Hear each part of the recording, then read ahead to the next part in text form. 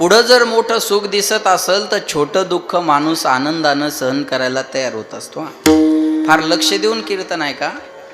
पुढं जर मोठं सुख दिसत असेल तर छोटं दुःख माणूस आनंदानं सहन करायला तयार होत असतो. एरवी कीर्तनाची चाल लांबल्याच्या नंतर कीर्तनकाराला आवडत नाही, कारण तो त्याचा वेळ असतो. बरोबर आहे. पण गोड ऐकायला मिळत असेल तर तो सहन करायला तयार असतो. बरोबर आहे. पुढं जर मोठं सुख दिसत असेल तर छोटं दुःख माणूस आनंदानं सहन करायला तयार होतो. बोलत चला. चोरी होणं चांगलं का वाईट? बोला ना. वाईट. चोरी होणं वाईट आहे. चोरी चांगली कशी असते मी तुमच्या समोर आणून देतो. एका चोरानं एका घरून चोरी केली. आसाराम महाराज तिथून त्याला 10,000 रुपये मिळाले. किती हजार? 10,000. पण 10,000त त्याचं समाधान झालं नाही, म्हणून त्यानं दुसरं घर फोडलं आणि दुसरं घर फोडताना त्याला 5,000 रुपये मिळाले. पहिल्या घरून 10,000 आणि दुसऱ्या घरून 5,000. पण ते दुसरं घर फोडताना त्या घरातल्या माणसाला जाग आली. या चोराला कळलं कोणीतरी जागं झालं, मग जेवढ्या लवकर पळता येईल तेवढ्या लवकर तिथून ते पळून गेले. आता हा माणूस उठला, पाहतो तर काय, रात्रीच 5,000 रुपये मोजून आणून कपाटात टेंभुर्णीचे ठेवले होते. आणि चोरानं कपाट तोडलं आणि चोर घेऊन गेला. रडत बसला आता काय करावं. तेवढ्यात एका गाठोड्याकडे लक्ष गेलं. कशाचं गाठोडे म्हणून पाहावं तर झालं असं होतं. ऐका. चोरानं मागच्या घरून आणलेलं 10,000चं गाठोडं गडबडीत तिथं विसरलं आणि 5,000चं घेऊन निघून गेला. आता चोरी होणं चांगलं का वाईट? हा. बोला. गेले किती? 5,000 आणि मिळाले किती? 10. मग फायदा कितीचा? 5चा. रोज होऊ द्या ना. बरोबर. आज बी होऊ द्या ना महाराज. बरोबर आहे काय? तुमच्या घरी नाही, माझ्या घरी. एका चोरी मागे जर 5,000चा फायदा होत असेल तर चोरी सुद्धा चांगली आहे. बरोबर आहे ना. तसं गर्भवासाचं दुःख 9 महिने 9 दिवसाचं, पण आयुष्यभर जर तुझ्या चरणाची सेवा करायला मिळत असेल तर मी तेवढं सहन करायला तयार आहे. हा एक अर्थ घ्या. आणि दुसरा अर्थ असा घ्या, देवा तू आम्हाला गर्भवासात घालणार आहे ना, मग सुखाने घाल ना. तुझी जबाबदारी आहे ती. आम्ही आमच्या कामासाठी थोडं चाललोय. अरे येतो जातो आम्ही देवाच्या सांगाती. तुझ्या सांगण्यावरून चाललो. सगळी सोय करत असेल तर जातो, नाही तर आम्हाला गरज काय गर्भवासा देण्याची. जरा लक्ष देऊन आहे का. एखाद्या माणसाला फाशीची शिक्षा झाली तर त्याला कोणी वाचू शकतं का? बोला ना. नाही. तुमच्या माहितीप्रमाणे त्याला कोणी वाचू शकत नाही. पण भाऊ जर असते तर त्यानं कायदा सांगितला असता की एक माणूस वाचू शकतो, त्याचं नाव आहे राष्ट्रपती. राष्ट्रपतीचा स्वतंत्र अधिकार आहे. एखाद्या माणसाची फाशी जरी रद्द करायची असेल तर राष्ट्रपतीच्या सहीनं, सिग्नेचरनं ती रद्द होऊ शकते. 52% वर आरक्षण देता येत नाही, संविधानाचा कोर्टाचा नियम आहे. पण राष्ट्रपतीनं जर बिहार सारखं ठरवलं तर महाराष्ट्रातला प्रश्न सोडता येतो. राष्ट्रपतीनं जर त्याची मर्यादा वाढवली तर त्याचा तो स्वतंत्र अधिकार आहे. एखाद्या नियमामध्ये, कलमामध्ये बदल करण्याचा अधिकार पण राष्ट्रपतीचा असतो. बरोबर आहे का नाही. तसं देवा हे बघा, एखाद्या माणसाला मारलं तर आपल्याला फाशीची शिक्षा होईल. बरोबर आहे का नाही. आपल्याला काय होतं? फाशीची शिक्षा होते. मग मला सांगा, जरा लक्ष देऊन आहे का. आसाराम महाराज एखाद्याला फाशी झाली, मग त्याला फाशी देण्यासाठी माणूस असतो का मशीन असतं? माणूस असतो. मग त्यानं बी माणूसच मारला, मग त्याला बी फाशी व्हायला पाहिजे ना. त्याला पगार मिळते. आपण माणूस मारला तर फाशी होते आणि फाशी देणाऱ्याला पगार मिळते. तो माणूस जो मारतो तो त्याच्या इच्छेनं नाही, सरकारच्या आज्ञेवरून, म्हणून त्याला त्याचा पैसा आहे. तसं आम्ही इथं येतो आमच्यामुळं नाही, तुझ्या आज्ञेवरून. मग आम्हाला शिक्षा झाली नाही पाहिजे त्याची. लक्षात ठेवा. तू का म्हणे गर्भवासी सुखे घालावे कोण गायीना आवडी हेची माझी सर्व, असा अभंगाचा शब्दशः सरळ भावार्थ आहे. सज्जनो, तुकाराम महाराज अभंगामध्ये भगवान पंढरीश परमात्म्याकडे मागणी करतात, थोडं आजूबाजूला शांतता ठेवायला सांगावं. ते स्वयंपाक वगैरे, हे लेकरं वगैरे आहे की नाही. कारण हे पहिलाच हॉलचा प्रॉब्लेम आहे. त्याच्यात थोडा गोंधळ केला की तुम्हाला तर गॅस पण थोडा कमी ठेवा म्हणा थोडा वेळ. एक तर तो लांबच पाहिजेत होता. विठाला विठाला.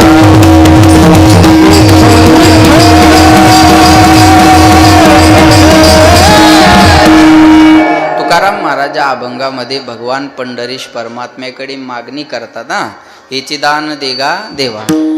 जगाच्या पाठीवर जर आपण विचार केला तर लक्ष देऊन ऐका, मुंगीपासून ब्रह्मदेवापर्यंत सगळ्यांच्या जीवनात मागण्याची क्रिया आहे. मागणं गरिबाकडंच असतं असं नाही. एका मताला 5-5 हजार खर्च करण्याची ज्याची ताकद आहे तो 5 वर्षाला एकदा का होईना आपल्या दारात मागायला येतो ना. मागणं सर्वांच्या जीवनात आहे. मुंगीपासून ब्रह्मदेवापर्यंत सगळेच मागतात, पण काय मागतात, कुणाला मागतात, कशासाठी मागतात, किती मागतात, या सर्व गोष्टीला काहीतरी शास्त्र आहे बरं का. माझा पहिला प्रश्न हा आहे, तुकाराम महाराज हे मागणाराच्या विरोधात बोलणारे आहेत. भिक्षा पात्र अवलंबिने जळोजीने लाजीरवाने, तुका मने करी ब्रह्मांड ठेंगणे, मंदिर भी एक गजब की जगह है. इधर गरीब बाहर भीख मागते हैं और आमिर अंदर भीख मागते हैं. गरीब माणसं बाहेर भीक मागताना दिसतात आणि श्रीमंत आत जाऊन मागतात. बर, बाहेरच्या भिकाऱ्याचं ₹2 रुपयात समाधान होतं, आतला भिकारी 10-10 लाख मागतो. हा, मग खरा भिकारी बाहेरचा आहे का आतला आहे या परीक्षण करण्याचा विषय आहे. बरोबर आहे का. देवाच्या मंदिरात मागण्यासाठी जायचं नाही, जे दिलेलं आहे त्याची कृतज्ञता व्यक्त करण्यासाठी मंदिरात जायचं असतं. बरं, मागायच्या अगोदर समर्पण करावं लागत असतं. समर्पणाशिवाय मागण्याचा अधिकार मिळत नाही. वस्तू समर्पण, तत्व समर्पण, क्रिया समर्पण, जे जे काही करीतो देवा ते ते सेवा समर्पू. पत्रम पुष्पम फलम तोयम यो मे भक्त्या प्रयश्यति तदहम भक्ती प्रवृत्त अश्नामी प्रयतात्मनः. पत्र पुष्प फल तोय जे काय असेल ते भगवंताला समर्पण करत असताना अंतकरणातला भाव चांगला पाहिजे. समर्पणाशिवाय मागण्याचा अधिकार मिळत नाही. बोलत चला, ज्यानं महिनाभर काम केलं त्याला महिन्याची पगार मागण्याचा काय आहे अधिकार आहे. ज्यानं दिवसभर शेतात काम केलं त्याला दिवसाचा रोजगार मागण्याचा काय आहे अधिकार आहे. मतदानाच्या अगोदरच्या दिवशी उमेदवाराला पैसे मागणं मतदारांचा काय आहे अधिकार. धन्यवाद. इथून देशाच्या विकासाला सुरुवात आहे. एकट्या सरपंचाला मोदीला नाव ठेवून फायदा नाही. आज लोकांच्या इमानदारीचा विचार केला तर लोक एवढे इमानदार आहे, इथं पानपोईवरचा ग्लास सुद्धा साखळीने बांधून ठेवावा लागतो, एवढे इमानदार माणसं आहे. मंदिराच्या बाहेर सूचना असतात, पादत्राणे बाहेर काढा. बसमध्ये सूचना असतात, थुंकू नका. बस काय थुंकायची जागा आहे? ह्या सूचना म्हणजे आपण सुज्ञ असल्याची पावती आहे. एक मतदान केंद्रात गेलं आणि त्या वोटिंग मशीन जवळ उभा राहिलं. बराच वेळ उभं राहिल्यावर त्या बूथवरचे शिक्षक म्हणले, हो किती वेळ उभं राहता, करा ना मतदान. तो म्हणे करायचंय हो, पण रात्री कोणी पाजली त्याचं नावच आठवना. इथून देशाच्या विकासाला सुरुवात आहे. काय माणसाचा स्वभाव कसा आहे बघा. माणसाचा स्वभाव कसा आहे, माणूस आंघोळीला गेला का 1 रुपयाची शॅम्पूची पुडी घेऊन जातो. आणि 1 रुपयाची शॅम्पूची पुडी आसाराम महाराज गरीब माणूस असू द्या, श्रीमंत माणूस असू द्या, आखी लावत नाही. मुडाळे भाऊ अर्धी आज लावतो आणि अर्धी उद्याच्याला ठेवतो. त्या हातावर जर जास्त पडली तर पुन्हा पुडीत घालतो तो. हा पराक्रम बाथरूम मधला त्या एकट्यालाच माहीत फक्त. बरं, ते पुडी चिपट असल्यामुळे जात नाही ना, तोंडाने फुकतो, पण त्याच्यात अर्धी पुडी घालतो तो पुन्हा हातावरची. 1 रुपयाची शॅम्पूची पुडी अर्धी आज लावतो ना अर्धी उद्याच्याला ठेवतो, पण 300चा खंबा एका दमात हाणतो. अजिबात उद्याचा विचार करत नाही महाराज. हा माणसाचा स्वभाव आहे. माणसं ओरडतात फक्त. महागाई वाढली, थोडेफार भाजीपाल्याचे भाव वाढले की ओरडायला सुरुवात होती लोकांची. सामान्य माणसाचं जगणं मुश्किल करून ठेवलं या सरकारनं. बरोबर आहे ना, अशी ओरड असते ना. काय भाजीपाला मागे असून होय बाप्पा, 100 रुपयाच्या वर भाजीचा भाव आहे का एखाद्या? होय माया, कोणत्याच नाही. एक भाजी 700 रुपये किलो आहे. बरोबर, उद्या संध्याकाळी कळल ती आपल्याला. उद्या सकाळपर्यंत दम धरू आपण. बरोबर आहे ना. 700 रुपये किलो आहे. या भाजीचा भाव वाढला म्हणून कधी आंदोलन झालं का? या भाजीचा भाव वाढला म्हणून मोर्चे निघाले का? या भाजीचा भाव वाढला म्हणून कलेक्टर ऑफिसला निवेदन गेले का? या भाजीचा भाव वाढला म्हणून कधी मीडियाला बातमी आली का? नाही. दुष्काळ मानसिकतेचा आहे, बाकी दुष्काळ कोणताच नाही. लक्षात आलं का? जे मला पाहिजे ते केवढ्याला असू द्या मी घेणार आहे. लक्षात ठेवा, ही मानसिकतेचा दुष्काळ आहे ना महाराज. आज हा विचार करणं गरजेचं आहे, ज्याचं त्यानं परीक्षण निरीक्षण करणं गरजेचं असतं. आता या बाया भाजीपाला घ्यायला गेल्या ना 4-5 वेळेस विचार करतात. त्या 100 रुपये 10 रुपयाच्या जुडी असली तर ते 3 रुपयापासून सुरुवात करतात ते मागायला. हा, आणि एकदा ब्युटी पार्लरला गेली की 2000 घालून घरी येते. विठाला विठाला.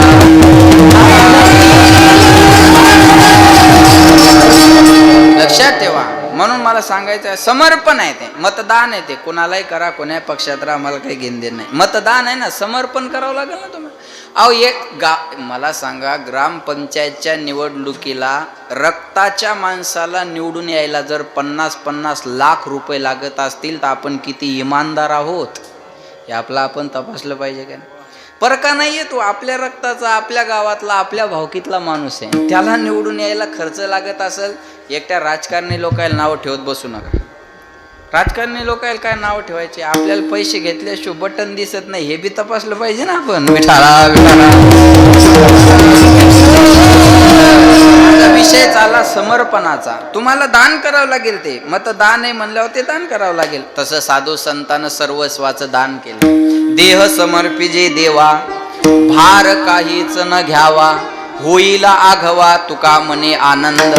महाराज म्हणले, आमचा देह तुला अर्पण आहे, आमची वाणी तुला अर्पण आहे, आमचं सर्वस्व तुला अर्पण आहे, आणि मागणं काहीच नाही. आमचं मागणं तुझ्याकडे काही नाही आहे. तुकाराम महाराज देवाकडे गेल्यावर महाराजाला वाटायचं देवाने मला काहीतरी मागावं. मागण्याची आस पाहे मुखाकडे, चिंतिल्या रोकडे मनोरथ. पण महाराज जरी मागा, लक्ष देऊ नाही का बरं, तुकाराम महाराजांना मागावं ही देवाची अपेक्षा राहायची. पण महाराज म्हणले, देवा वडिलाची रीत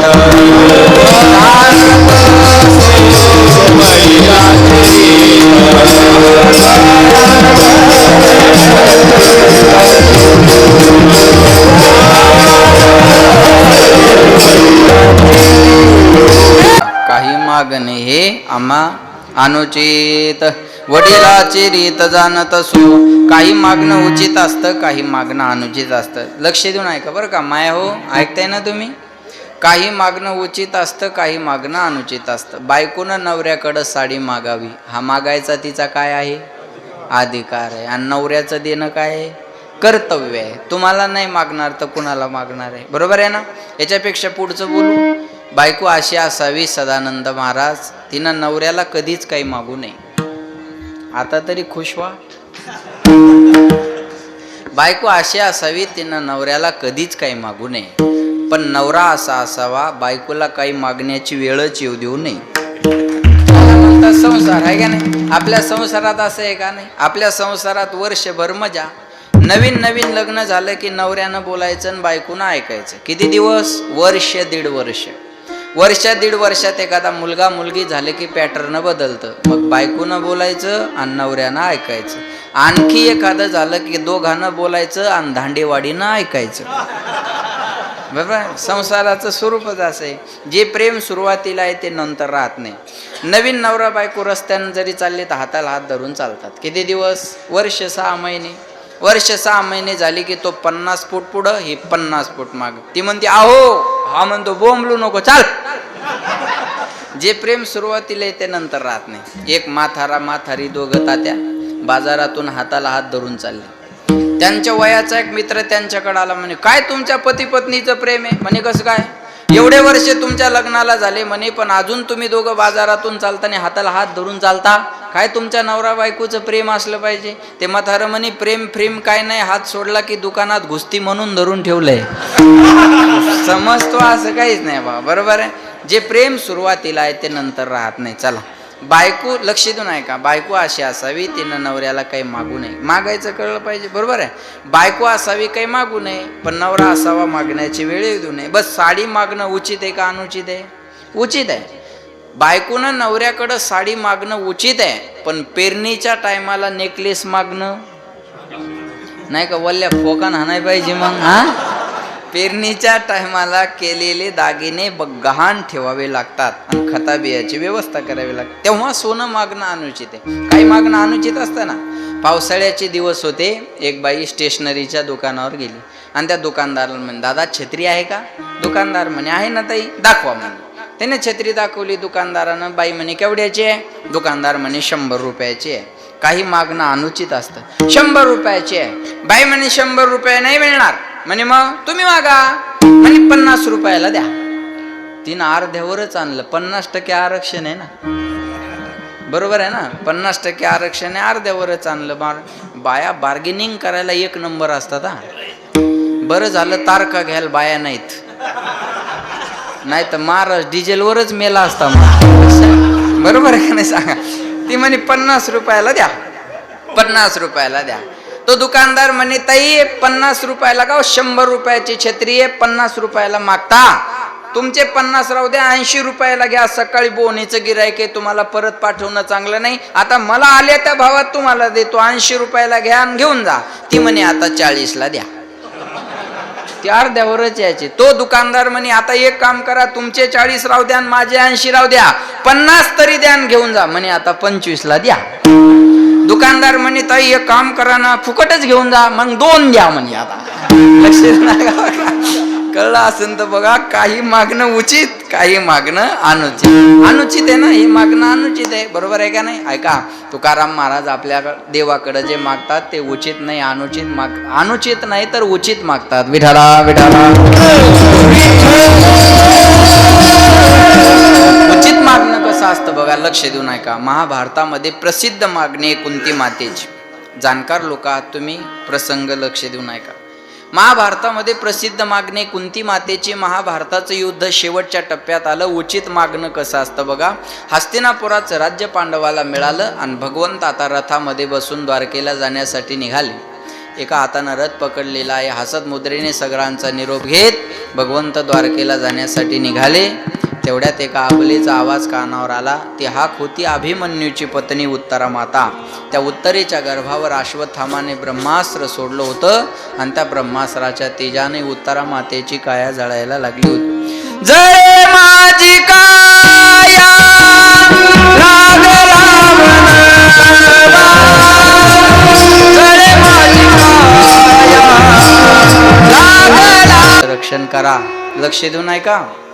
भगवंताने रथातून खाली उडी मारली आणि उत्तरा मातेच्या गर्भात प्रवेश केला. ऐका बरं का. उत्तरा मातेच्या गर्भात प्रवेश केला आणि त्या बाळाला वाचवलं. तेच राजा परीक्षित या. त्या बाळाला वाचवलं आणि भगवंत पुन्हा रथामध्ये बसले आणि द्वारकेला जाण्याला निघाले. तेवढ्यात कुंती माता धावत आली आणि देवाला नमस्कार केला. कृष्णाय वासुदेवाय देवकी नंदनाय च नंद गोपकुमाराय गोविंदाय नमो नमः. भगवंताला नमस्कार केल्यानंतर भगवंत म्हणले आत्या अगं माझं दर्शन कशाला घेते, मी तुझा भाचा आहे. नात्यानं तुझा अधिकार माझ्यापेक्षा जास्त आहे. मी तुझं दर्शन घ्यायला पाहिजे, तू माझं दर्शन कशाला घेते. कुंती माता म्हणते देवा आज मी माझ्या भाच्याचं दर्शन नाही घेते. मग नमस्ते पुरुषम त्वाद्यमीश्वर प्रकृती परम. प्रकृतीहून वेगळा असणारा जो परमात्मा आहे ना, आज मी त्याचं दर्शन घेते. देवा माझ्यावर एक उपकार करशील. बोल ना आत्या. हे नातं तोडून टाक. हे आत्याचं आणि भाच्याचं नातं नको आहे आपल्यात. स्नेह पास मीमाम चिंदी. या नात्यामुळं मला तुझं देव पण कळालं नाही, म्हणून हे नातंच नको देवा आपल्यामध्ये.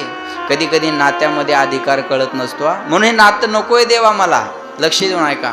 भगवंत म्हणतात आत्या हे काय बोलते तू. हा भगवंता मी बरोबर बोलते. हे नातं नकोय. आज आपल्यात एकच नातं, तू देव मी भक्त ऐसे करी. एवढंच नातं आपल्यामध्ये ठेव. भगवंत आम्हाला सोडून कुठं चाललात.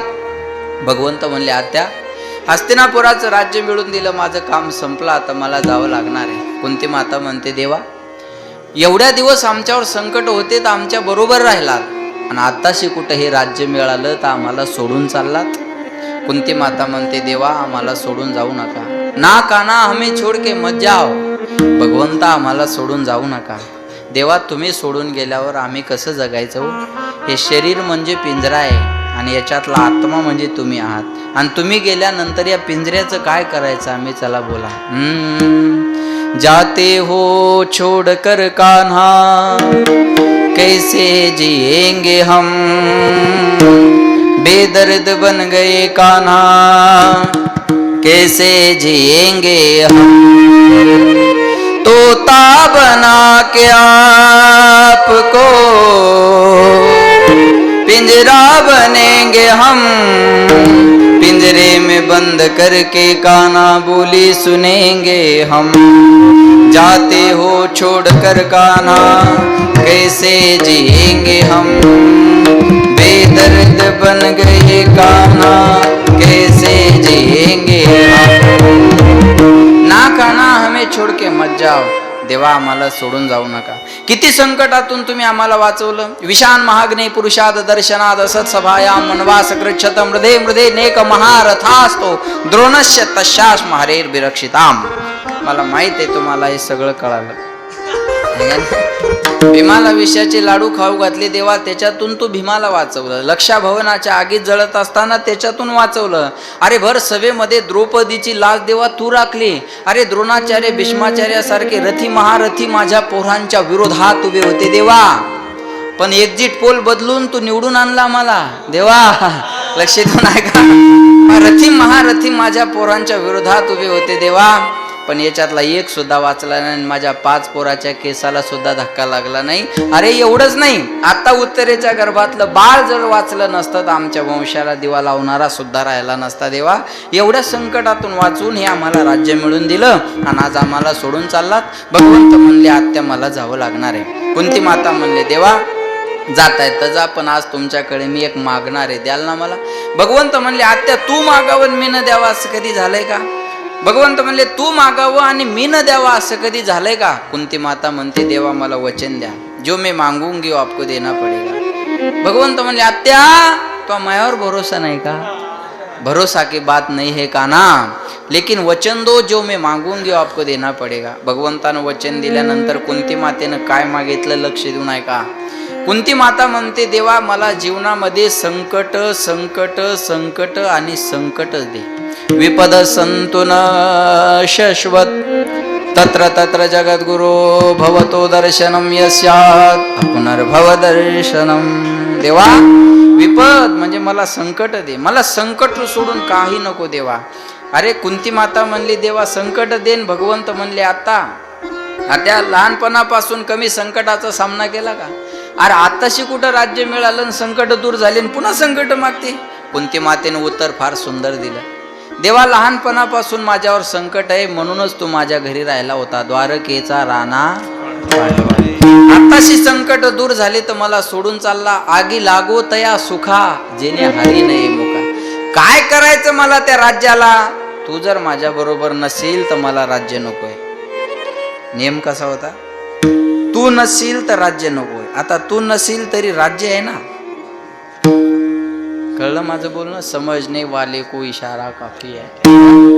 तू नाही ना देवा, मला या राज्याचं काय करायचं देवा. काय करू मी त्या राज्याला सांग. मला तू पाहिजे. तो मज व्हावा, तो मज व्हावा, वेळोवेळा व्हावा. मला तू पाहिजे देवा. आणि तू एकदा गेल्यावर आम्ही पुन्हा तुला कुठं मिळवाव. म्हणतात तेरा पता नहीं लगता, तेरा पता नहीं लगता, भगवान कहाँ मिलता है, भगवान कहाँ मिलता है, भगवान कहाँ मिलता है, भगवान कहाँ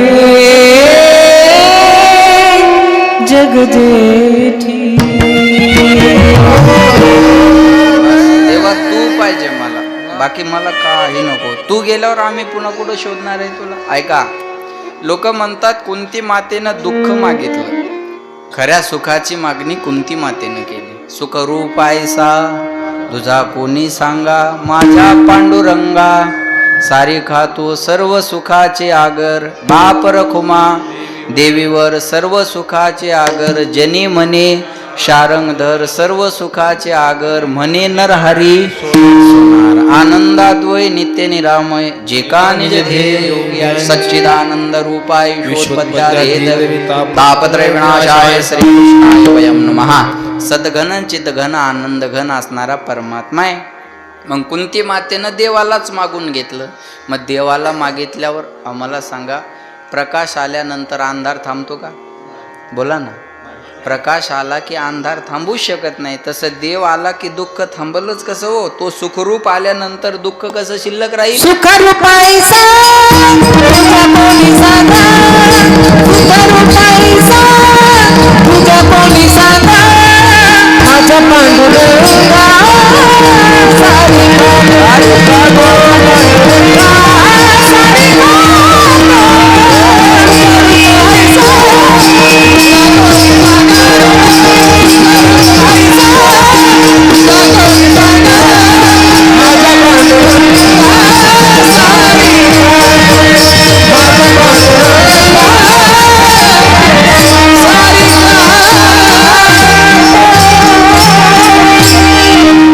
रूप ऐसा तुझा कोणी सांगा, माझ्या पांडुरंगा सारे का. तो भगवंत म्हणजे सुख आहे, भगवंत म्हणजे सुख आहे. आणि देव सोडून बाकीकडे गे. चला इथल्या इथं तुम्हाला सांगतो, प्रॅक्टिकली सांगतो. तुम्ही कीर्तनात बसल्यावर कशाची आठवण येते का हो?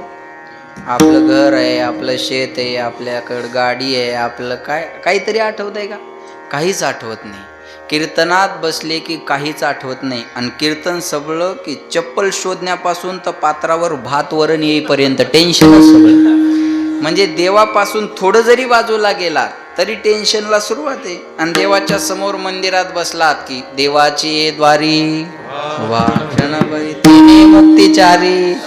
बस भगवंताच्या सान्निध्यात राहिले ना की सुख सुख आहे महाराज. बरोबर आहे का नाही? आता आम्ही कीर्तनात किती फ्रेश असतो. गाडीत बसल्यावर आमचं दुःख सुरू. 450 किलोमीटर जायचे, पुन्हा उद्याचं कीर्तन करून पळवा आळंदीला कार्तिकीला हजर व्हायचं. कीर्तनात उभं राहिलं की काहीच आठवत नाही महाराज, बुक्का बी आठवत नाही. कीर्तन झाल्यावर आठवतो, विठाला विठाला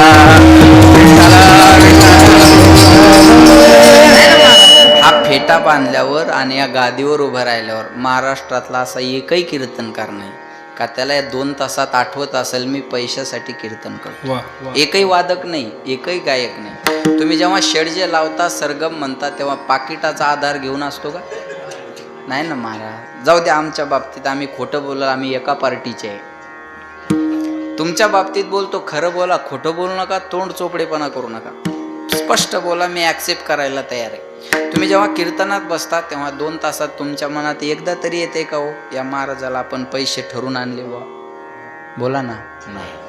कीर्तन संपल्यावर चर्चा करा. गेलो 2 तासात एवढे घेऊन आपण मरा कांदे फोड. ह्या चर्चा होतील ना, बरोबर आहे, ह्या चर्चा होतील. पण एक तर अगोदर किंवा नंतर. इथं बसल्यावर नाही आठवत होते, इथं बसल्यावर नाही. ऐका, आम्ही पैशाविना राहू शकू, पण आम्ही भजनाविना नाही राहू शकत. कळलं माझं बोलणं? आता कोरोनात 2.5 वर्षे कीर्तन नव्हते, मग आम्ही का धोत्र ऐकले का? तेव्हा ऑनलाईन भजनं केलेच ना, ऑनलाईन कीर्तन प्रवचन केले ना, तेव्हा काही पैसे थोडेच मिळाले महाराज. कीर्तन असल्यावरच महाराज जगू शकतो, हे डोक्यातून काढा.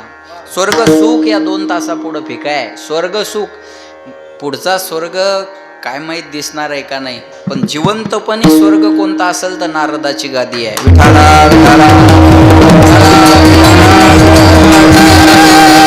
देवाला मागून घ्या ना. म्हणून कुंती माता म्हणली मला तू पाहिजे, मला बाकी काही नको. का हे म्हणतात उचित मागणं. एका वाक्यात बोलू उचित आणि अनुचित. देवाकडे जाऊन देव सोडून सर्व काही मागणं म्हणजे अनुचित मागणं, आणि देवाकडे जाऊन देवालाच मागणं म्हणजे उचित मागणं. आणि कुंती मातेनं देवाला मागितलं, दुर्योधनानं सेना मागितली आणि अर्जुनानं देव मागितला, म्हणून विजय अर्जुनाचा झाला. मला नको आहे तुझी सेना, मी शस्त्र घेणार नाही. नको घेऊ, काही प्रॉब्लेम नाही, शस्त्र घेऊ नको. भगवंतानं सांगितलं ही सेना एका बाजूला आणि मी एकटा निशस्त्र एका बाजूला राहील. काय पाहिजे दुर्योधना बोल. तो दुर्योधन, त्याचे विचार तेच चालणार. एकट्याला घेऊन काय करायचं, एकट्याला घेऊन काय करायचं, मला सेना दे देवा. आणि अर्जुनानं सांगितलं देवा मला बाकी नको, मला फक्त तू माझ्यासोबत पाहिजे, बाकी मला काही नको. लक्षात ठेवा, याला म्हणतात उचित मागणं. म्हणून विजय अर्जुनाचा झाला. विजय अर्जुनाचा झाला भगवंताला मागून घेतल्यामुळं. म्हणून लक्ष देऊन ऐका, तुकाराम महाराज म्हणले देवा अर्धा तास झाले तू मागा मागा मागा म्हणतोय, आता तुला वेटिंगवर ठेवत नाही, तुला द्यायचं असेल तर हेच दे. अभंगाच्या पहिल्या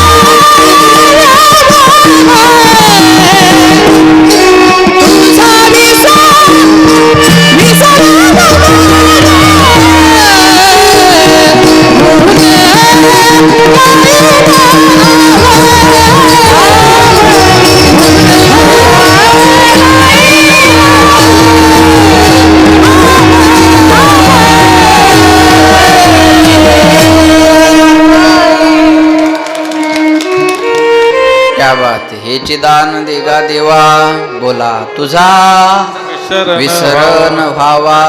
तुकाराम महाराज देवाकडे गेल्यावर असं मागतात, आणि आपण देवाकडे गेल्यावर काय, हेचे दान देगा देवा, शेजाऱ्याला रोग व्हावा, त्यात त्याचा काटा निघावा आणि त्याचा बंगला माझा व्हावा. बोला पुंडलिक वर द्या.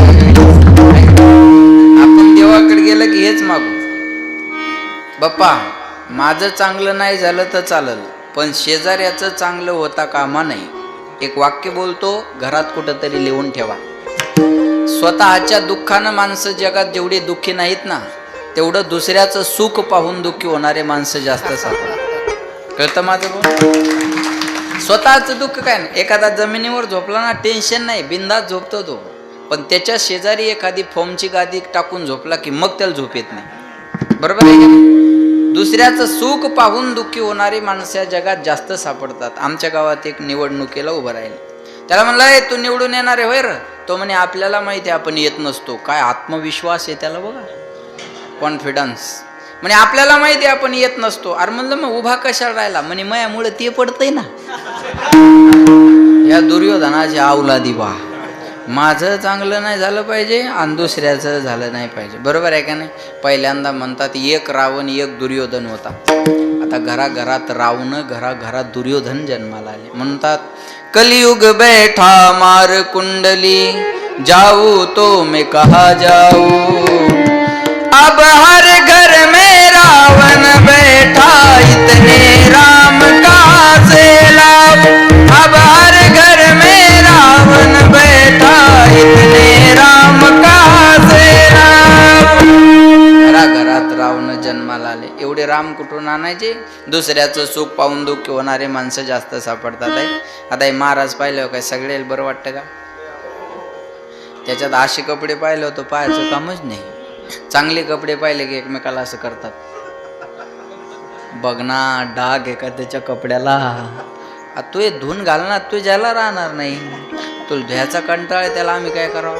एक मला म्हणे महाराज दिसता. म्हणलं तुला का पोतराज दिसायलो? मग महाराजच आहे ना. महाराज लोकांना काय करायचे म्हणे इस्त्रीचे कपडे. म्हणलं आण तुझ्या घरातले गोधडीन बांध माझ्या अंगाला. आता कपडे सुद्धा महाराजांना चांगले घालू नये ही धारणा आहे लोकांची. आमचा ड्रायव्हर एकदा गाडीत हवा भरत होता. ते हवा भरणार म्हणे कुणाची गाडी आहे? ड्रायव्हर म्हणे महाराजाची गाडी आहे. हवा भरणार म्हणे महाराजाजवळ तर लाल कलरची इनोवा होती, ही कधी घेतली? ड्रायव्हर म्हणे ती विकली गेल्या वर्षी, ही नवीन घेतली. त्याला काय म्हणे लोकांच्या मुंड्या मुरगाळायच्या आणि गाड्या घ्यायच्या. अरे म्हणलं हलकटात या दारात काही मागायला आलो का? बरोबर आहे का? आता आपलं एकट्याचं सौजन्य एकट्या बाप्पाकडे, बरोबर आहे ना? बाप्पाकडेच आहे ना, बाप्पाकडे आहे ना. मग तुम्हाला ताण आहे त्याचा? काय ताण नाही ना महाराज, बरोबर आहे काय? आता ते देणार आहेत, काय टेन्शन आहे का आपल्याला? तरी काही येऊन बाप्पाला म्हणतील कशाला एवढा महाराजांना, तू गप मर ना, तुला गरज काय आहे? त्याच्यामुळं तुला ऐकाय भेटलं एवढं सुख मान तू, बरोबर आहे? जे जास्त देतं ते बेजार नाही करत. आता ते मला एक शब्दाने म्हणले नाही मी महाराज तुमचं सौजन्य घेतलं, म्हणले का? एक शब्दही नाही. माझं नाव घ्या म्हणले नाही, मी सौजन्य घेतलं म्हणले नाही, काहीच म्हणले नाही. जे जास्त देतं ते बेजार करत नाही, कमी देतं ते बेजार करतं. 11 रुपये वर्गणी देणार, पाहुण्या रावळ्या सगट पंक्तीला जेव्हा येणार, घरच्या कुत्र्याला वाढण घेऊन जाणार आणि पुन्हा हिशोब विचारायला तयार राहणार, किती उरले?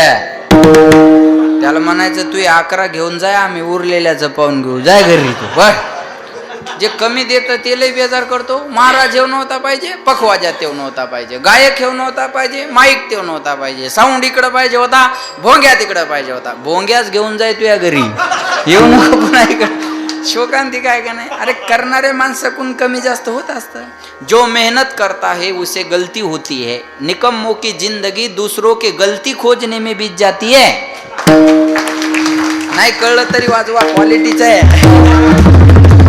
ज्याला मेहनत करायची नाही त्याचं आयुष्य चुका काढण्यात जातं महाराज. आणि हे चुका काढणारे माणसं काही करून दाखवू शकत नाही, अजिबात नाही. एखादा म्हणला नाही असं नसतं, त्याला म्हणायचं करून दाखवू कसं असतं. खंडन त्यानं करावं ज्याला मंडन करता येत. ज्याला मंडन करता येत नाही त्याला खंडन करण्याचा अधिकार नाही. चूक सांगण्याचा अधिकार त्याला आहे ज्याला बरोबर आहे हे सांगता येतं. ज्याला बरोबर आहे हे सांगता येत नाही त्याला चूक सांगण्याचा अधिकार नाही. विठाला विठाला.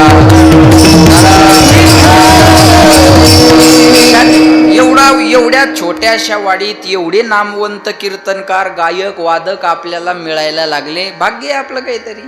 मग आनंद मानला पाहिजे ना. काहीला हे जमत नाही, काही नाही. हे पॉम्पलेट पाहिलं की असं धरतात, 3 दिवस झोपू देत नाहीत रे. तू मर गावाच्या बाहेर जाऊन पड ना. या दुरीची आवलादी आपले जेव्हा आहे का ना, आपलेच लोक आहे ना. कोणत्याही मुसलमानाला भेटा म्हणा, अल्लाह आहे का, अल्लाह आहे का, अल्लाह आहे का, अल्लाह आहे का, ते आहेच म्हणणार. तुमच्या आहेत ना कर्जतला मुसलमान, उद्या काला झाल्यावर 2-3 तास वाया घालवा मी म्हणतो म्हणून, आणि 10, 20, 50, 100 मुसलमानाला भेटा, अल्लाह आहे का एवढंच म्हणा. हो म्हणला की सोडून द्या, अल्लाह आहे का, अल्लाह आहे का, अल्लाह. एक मुसलमान अल्लाह नाही म्हणणारा माझ्याकडं आणा, मी कीर्तन करायचं बंद करेन. चॅलेंज आहे माझा. पण 50% हिंदू देव नाही म्हणणारे मी दाखवून देईन तुम्हाला. शोकांतिका आहे आपल्या धर्माची. ख्रिश्चनाला येशू मान्य आहे, बौद्धांना बौद्ध मान्य आहे, मुसलमानाला अल्लाह मान्य आहे, शीखांना गुरु नानक मान्य आहे. हिंदू अजून देव आहे का नाही या निर्णयापर्यंतच आली नाही. भक्तीन, भजनन, उद्धारण या तर लांबच्या गोष्टी. देव आहे का नाही याच निर्णयापर्यंत अजून माणसं आलेली नाहीत. बरं या धर्माबद्दलच कन्फ्युजन आहे सगळं. क्रिकेट पाहता ना तुम्ही, सगळे क्रिकेट पाहता बरोबर. मी प्रॅक्टिकली बोलतोय तुम्हाला. क्रिकेटमध्ये किती गडी असतात एका टीममध्ये? 11. स्टंप किती असतात? बेल किती असतात त्याच्यावर? 2. एका ओव्हरमध्ये बॉल किती? का असतं हे सगळं? 12 गडी जमत नाही का? 5 स्टंप लावलीत जमत नाही का? बेल 2-3 ठेवल्या तर जमत नाहीत का? बॉल 8 टाकले एका ओव्हरमध्ये, ते काय शास्त्रात लिहिलेलं आहे का 6 टाकली पाहिजे? गडी 11च असले पाहिजे. पण याच्याबद्दल कधी कोणाची तक्रार आहे का? बर मला नाही, त्या अंपायरला जाऊन विचारा 6च बॉल का असतात, ते बी नाही सांगू. ते म्हणाल खेळायचं खेळ नाहीत, पळ घरी. 6च असतात, ते पूर्वीपासून आलेलं आहे ते. हा अरे मग या गोष्टीवर कधीच आपला कोटीनं अब्जानं खर्च आहे त्याच्यावर, त्याच्याबद्दल शंका घेतली आहे का कधी? त्याच्याबद्दल शंका नाही. एका IPL मॅचचा खर्च धरला तर महाराष्ट्रातल्या सगळ्या सप्त्याचा खर्च निघून जाईल टोटल. आणि एका मंत्र्याचा घोटाळा धरला तर महाराष्ट्रातले सगळे गायक वादक कीर्तनकार त्याच्या वटीत जाऊन बसतील. तक्रार आहे त्याच्याबद्दल आपली नाही. आपण येऊन जाऊन विरोध करणार सप्त्याला आणि धार्मिक कार्यक्रमाला, बाकी कशालाच विरोध करणार नाही आपण. विठाला विठाला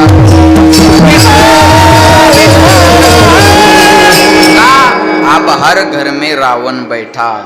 याचं उत्तर आहे, लक्षात ठेवा. माझं चांगलं नाही झालं पाहिजे आणि दुसऱ्याचं बी नाही झालं पाहिजे. तुकाराम महाराज देवाकडे मागतात हेची. एका एका शब्दाचा आपण विचार करून वेळ संपला घेऊ. हेची म्हणलं की आणण्याची व्यावृत्ती होत असते. च म्हणलं की चकारात्मक. तुम्हाला नाही माहित, पण महाराजाचं माझं 2-3 वेळ बोलणं झालं.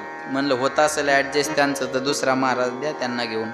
ते महाराज प्रकाश महाराज म्हणायचे नाही, तुम्हीच जा तिथे. म्हणलं अहो दुसरं कोणतरी माझ्यापेक्षा चांगलं पाठवा. ते म्हणायचे आम्हाला काहीच सांगू नका, तुम्हीच आलं पाहिजे. च म्हणले की पर्याय संपले. च म्हणले की पर्याय संपले ना. सुंदर ते ध्यान उभे विटेवरी करकटेवरी तुळशी हार गळा आवडे निरंतर हेची ध्यान. कळलं माझं बोलणं? आम्हाला दुसरं नाही, हेच ध्यान आम्हाला आवडतं. च म्हणलं की आणण्याची व्यावृत्ती होत असते. एका आईचे 3 मुलं रडायला लागले. आई बाहेरून आली, मोठ्याला म्हणे काय झालं रडायला? तो म्हणे मला 10 रुपये पाहिजे. देते 10 रुपये, रडू नको. त्याच्यापेक्षा छोटा असते त्याला म्हणते तुला काय झालं रडायला? तो म्हणतो बिस्किटचा पुडा पाहिजे. देते बिस्किटचा पुडा, रडू नको. त्याच्यापेक्षा छोटा असतं त्याच्यावर रागवत नाही. त्याला म्हणते राजा तुला काय झालं रे रडायला? तुला 10 रुपये देऊ का? तो म्हणतो नको. तुला बिस्किटचा पुडा देऊ का? तो म्हणतो नको. तुला खेळायला देऊ का? तो म्हणतो नको. तुला खाऊ देऊ का? तो म्हणतो नको. अरे मग पैसे नको, बिस्किट नको, खाऊ नको, खेळाय नको, मग रडतो का? ते पोरगं म्हणतं आई मला बिस्किट नको, पैसे नको, खाऊ नको, खेळाय नको, मला याच्यापैकी काहीच नको, फक्त तू मला सोडून कुठंच जाऊ नको. मला फक्त तू पाहिजे, मला बाकी काही नको. लहान लेकराला आईच पाहिजे. मला तू पाहिजे, मला बाकी काही नको. लक्ष देऊ नाही का? लेकरू जसं आईशिवाय राहत नाही तसं भक्त देवाशिवाय राहत नाही. लेकराला गरज नाही तुम्ही ॲपलचा मोबाईल द्या त्याला, ते भीतील फेकून आणल. मला मम्मी पाहिजे, मग काय घेणं आहे त्याला? काही गरज नाही, त्याला आई पाहिजे. लक्षात ठेवा, हेची म्हणणं की आणण्याची व्यावृत्ती होत असते. एक माणूस अमेरिकेला फिरायला निघाला. अमेरिकेला निघाल्यानंतर घरातल्याला विचारलं, पोराला म्हणे काय आणू तुला? ते म्हणे मोबाईल आणा. पोरीला म्हणे तुला काय आणू? ती म्हणे लॅपटॉप आणा. घरातल्या एका बाईला विचारलं तुम्हाला काय आणायचंय? मी अमेरिकेला चाललो. ती म्हणे एवढ्या लांब अमेरिकेला चालले तर तिकून एखादी मला चांगली पैठणी साडी घेऊन या. कुठून? अमेरिकेहून. काय घेऊन या? तिकडे बरमोडा घालून बाया फिरतात, पैठण्याचे दुकान कोण टाकणार आहे? ही म्हणे पैठणी घेऊन या. बायकोला म्हणे तुला काय आणू? ती काहीच बोलली नाही. कागदाव काहीतरी लिहिलं आणि ती चिठ्ठी त्याच्याकडे दिली. अमेरिकेला आला, फिरून झालं, खरेदीला गेला, मोबाईल घड्याळ लॅपटॉप घेतलं. आठवण आली बायकोन काहीतरी लिहून दिलं, खिशात हात घातला, कागद काढला. त्या कागदावर काही लिहिलेलं नव्हतं. त्याला वाटलं एखाद्या वस्तूचं नाव असेल. त्या कागदावर उजळणीचा 1 लिहिला होता. 1. आता 1 म्हणजे काय न्यावं माणसानं? त्याला काही कळलं नाही. तसाच भारतात आला, घरी आला, पोराला मोबाईल, पोरीला लॅपटॉप दिला आणि बायकोला म्हणे का गं मी अमेरिकेला चाललो तेव्हा तुला विचारलं होतं काय आणायचं का? ती म्हणे मग लिहून दिलं तर ना तुमच्याकडे. काय लिहून दिलं म्हणे? तू या कागदावर 1 लिहून दिला. 1 म्हणजे काय आणावं माणसाने सांग? अगं एखाद्या वस्तूचं नाव द्यायचं, कंपनीचं नाव द्यायचं. 1 म्हणजे आणावं काय? ती म्हणे अहो सोपा आहे त्या एकाचा अर्थ. मला मोबाईल नको, घड्याळ नको, लॅपटॉप नको, मला याच्यापैकी काहीच आवडत नाही. मला फक्त तुम्ही एकटे आवडता. ऐका, मला फक्त तुम्ही एकटे आवडता. आणि जसं अमेरिकेला एकटे गेले, कळलं तुम्हाला? तसं माघारी सुद्धा एकट्यानं यावं. एखादं शिंगरू सोबत आणू नये, हे तुमच्या आठवणीत राहावं म्हणून हा 1 लिहून दिला. सर्व संगी विटाला तू एकला आवडसी, आपुला तू एक देव करून घ्यावा, तेने विन जीवा सुख नये म्हणून हेची दान देगा देवा, तुझा विसर न व्हावा, विसरली तया थोर झाली हानी, पचतील खाणे 84च्या, आणि देवाचा लोकाला आता विसर पडला. देव धर्म सांदी पडिले सकळ, विषयी गोंधळ गाजतसे, म्हणतात ना विषयों के बंदे से बांधा गया तू, संत समागम को भूल गया, क्या किया क्या किया क्या किया रे, जीवन गवा दिया तूने, जीवन गवा दिया, जीवन गवा दिया रे, जीवन गवा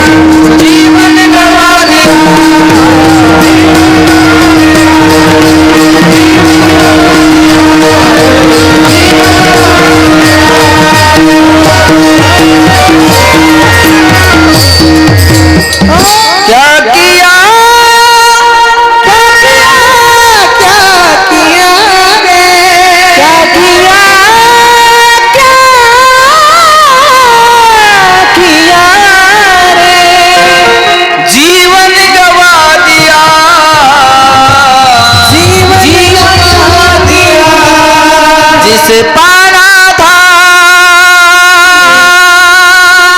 उसको तो खो दिया रे, जिस बोलो थो उसको तो खो दिया. ज्याला मिळवायचं आपण त्याला हरवून टाकलं, दारू पिऊन आयुष्याची बर्बादी केली. म्हणतात मनुष्य जनमान मोल रे, इस मिट्टी में ना घोल रे, अब जो मिला है फिर ना मिलेगा, कभी नहीं कभी नहीं कभी नहीं रे, मनुष्य जनमान मोल रे, मिट्टी में ना घोल रे, अब जो मिला है फिर ना मिलेगा, कभी नहीं कभी नहीं कभी नहीं रे. पावला हा देह कागटाळी नाही, न घोडे उपाय घडो आले, नरदेह निधान लागले हाती, उत्तम सार उत्तम. एवढं सुंदर नरदेह आपल्याला मिळाला आणि भजन नाही केलं तर महाराज म्हणतात त्याचा फायदा नाही, आहे का नाही. म्हणून देवाचा विसर पडणं ही जीवनातली हानी आहे. म्हणून तुझा विसर न व्हावा, हे दिल्यानंतर गुण गाईन आवडी, हेची माझी सर्व जोडी. मी आवडीने तुझ्या गुणाचं गुणान्वाद गाईल. भजन करताना आवड, प्रेम, श्रद्धा, विश्वास महत्वाचा आहे. आवडीने गुणानुवाद गायचे. देवानं नरदेह आपल्याला भजनासाठी दिला. देवे दिला दे भजना गुमटा. तुम्ही फक्त ऍक्टिंग करा, मी म्हणतो. देवे दिला दे भजना गुमटा, तोया झाला फाटा बाधिकेचा, तोया झाला फाटा बाधिकेचा. देवे दिला दे भजना गुमटा, देवे दिला दे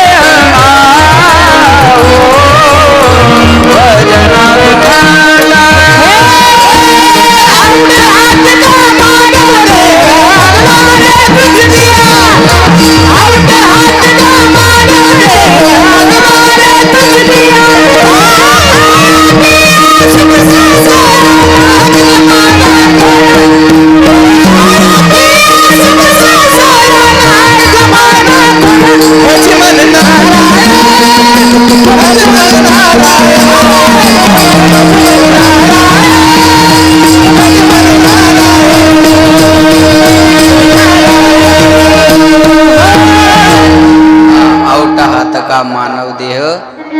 अल्लाह ने तुझे दिया, खाया पिया सुख से सोया, नाहक जमाना खोया, जन्मा येऊन काय केले तो मुद्दल गमाविले. म्हणून म्हणतात जीवडा